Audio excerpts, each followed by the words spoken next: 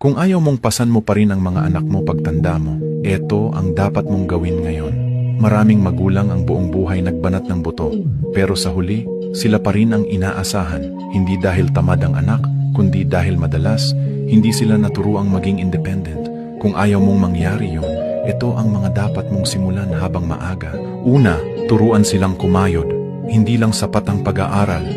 Oo, mahalaga ang grades, pero sa totoong buhay, diskarte ang kailangan. Bigyan mo sila ng maliliit na responsibilidad, tumulong sa gawaing bahay, magbenta, mag-ipon ng sariling pera. Diyan nabubuo ang tiwala sa sarili. Pangalawa, huwag gawing safety net ang bahay. Kapag kaya na nilang tumayo sa sarili nila, hayaan mo silang matuto. Hindi mo sila pinapabayaan, tinuruan mo lang silang maging matatag. Pangatlo, huwag mo silang laging sagipin. Kapag laging may nanay o tatay to the rescue, hindi nila mararanasan kung paano bumangon mag-isa. Hayaan silang magkamali dahil doon sila tunay na natututo. Pang-apat, pag-usapan ninyo ang pera. Hindi nakakahiya ang money talk. Ipakita mo kung paano ka nagbabudget at nag-iipon.